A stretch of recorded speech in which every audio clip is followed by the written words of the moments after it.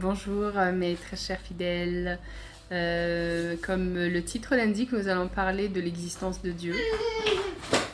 Est-ce que Dieu existe? Oui? Non? Alors, si Dieu existe, ben alors où il est, hein? On peut se dire ça. Où est Dieu?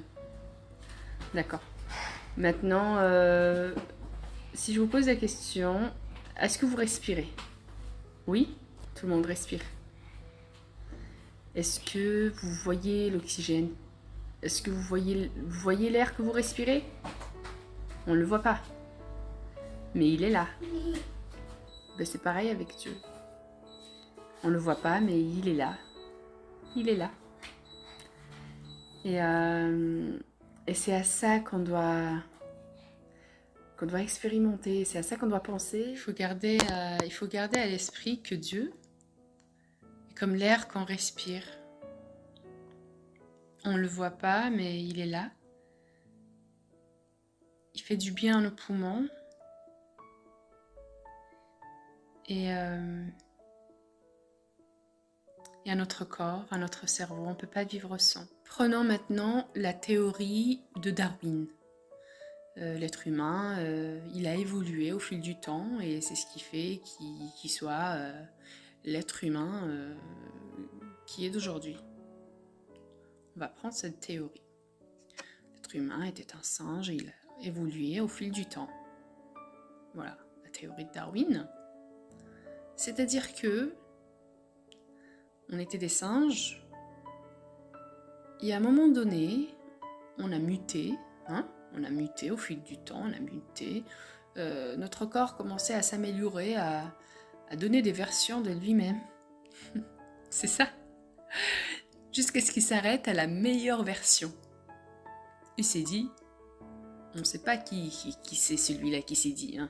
Mais si je suis votre théorie, si on suit, la théorie de Darwin.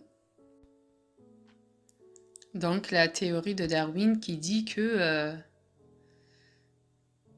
on a été muté et il s'est arrêté à à la meilleure version de lui-même, d'accord?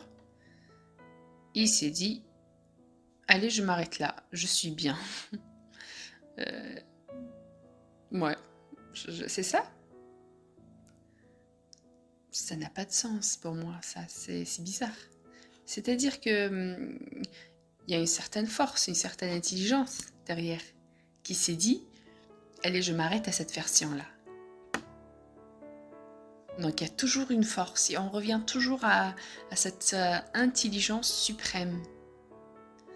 Je vais vous donner un autre exemple. Prenons un autre exemple. Si nous observons le monde d'aujourd'hui, avec les améliorations, les recherches, les découvertes que l'être humain a fait, il a beaucoup avancé au fil du temps, notamment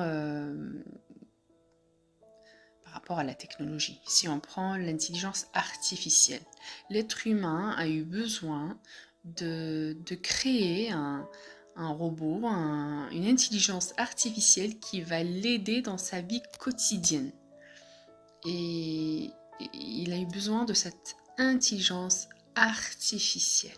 Si l'être humain a eu besoin de cette intelligence artificielle, ne pensez-vous pas qu'il y a une intelligence suprême qui contrôle tout, hein, déjà? Si vous aimez le contenu de mes vidéos, n'hésitez pas à vous abonner et à cliquer sur la cloche de notification pour ne pas les rater. Merci. Et donc, ne pensez-vous pas qu'il y a une intelligence suprême qui nous pousse à la création, à nous dépasser, à nous surpasser?